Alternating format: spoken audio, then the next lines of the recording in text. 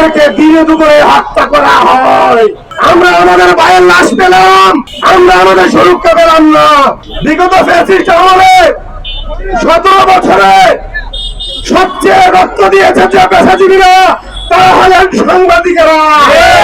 আমাদেরকে দিনে দুপুরে হত্যা করা হয়। আমরা আমাদের ভাইয়ের লাশ পেলাম, আমরা আমাদের সুরক্ষা পেলাম না। ডক্টর ইউনূসের পরিবারের কাউকে খুন করা হতো, তাহলে কি এত সময় লাগতো খুনিদেরকে গ্রেফতার করতে? না। গত 1 বছরে ইন্টারিম গভর্নমেন্টের যারা উপদেষ্টা রয়েছেন, তাদের পরিবার আত্মীয় স্বজনের প্রতি কোনো হুমকি হামলা হয়েছে কি? আপনারা দেখেছেন এই ধরনের ঘটনা ঘটতে?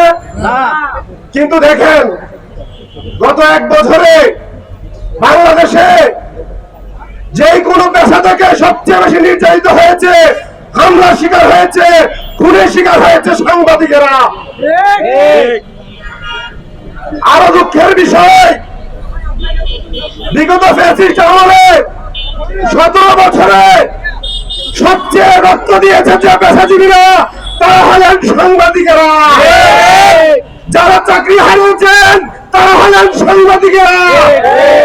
যারা বিদেশে আত্মগোপন করতে বাধ্য হয়েছেন তারা হচ্ছেন আমরা সাংবাদিকেরা।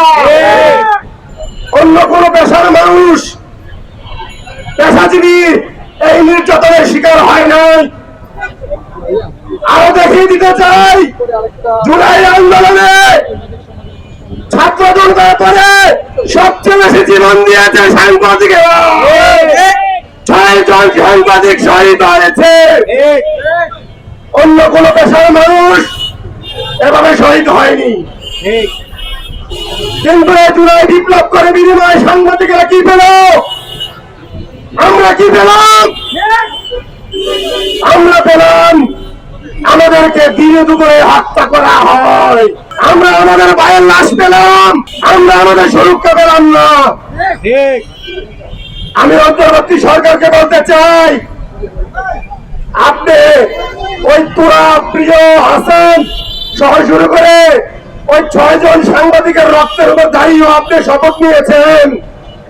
ওই উপদেষ্টারা আমাদের লাশের উপরে দিয়ে শপথ নিয়েছেন, রাষ্ট্রের সুবিধা নিচ্ছেন। আপনারা আজকে আমাদের সাথে বেইমানি করবেন না। আমাদের ভাই প্রিয় এবং প্রভাবের রক্তের সাথে বেইমানি করবেন না। আপনারা সাগর রুনির হত্যাকাণ্ডের সাথে বেইমানি করবেন না। আমরা 17 বছর পরে সাগর রুনির হত্যাকাণ্ডের বিচার চেয়েছি, আমরা পাইনি। আমরা ভেবেছিলাম দেশ স্বাধীন করেছি।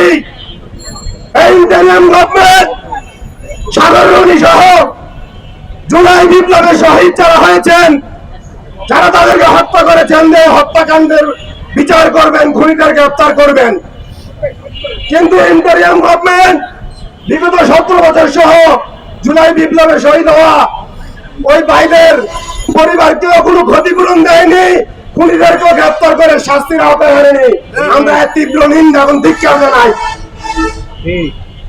আমরা সরকারকে বলতে চাই, আপনাদেরকে আমরা দায়িত্ব বসিয়েছি, আপনারা গতানুগতিক চাকরি করার জন্য এখানে বসেন নাই। আপনারা যদি দায়িত্ব পালন না করতে পারেন, ওই গতানুগতিক চাকরি করার কোন সুযোগ নাই। আপনাদেরকে আমরা টেনে হিসেবে নামাবো।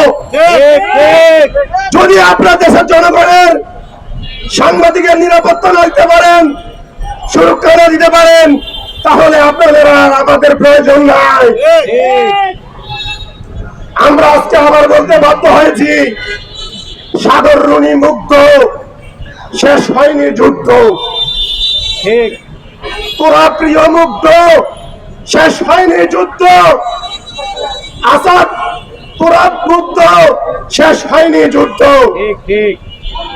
আমরা সরকারকে বলতে চাই, 24 ঘন্টার মধ্যে এই খুনিদের গ্রেফতার করুন।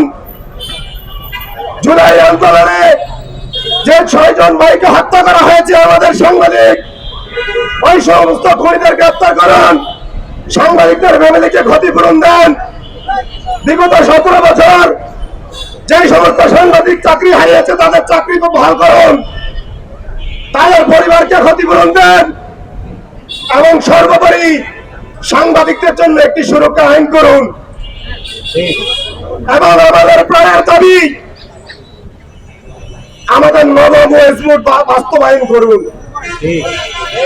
আমরা দেখেছি সকল পেশাজীবীর উন্নয়ন হয়েছে, এই জুলাই বিপ্লবে কেউ না কেউ কিছু না কিছু সুযোগ সুবিধা পেয়েছে, কিন্তু সাংবাদিকদের নবম ওয়েজমুট বাস্তবায়ন করা হয় নাই।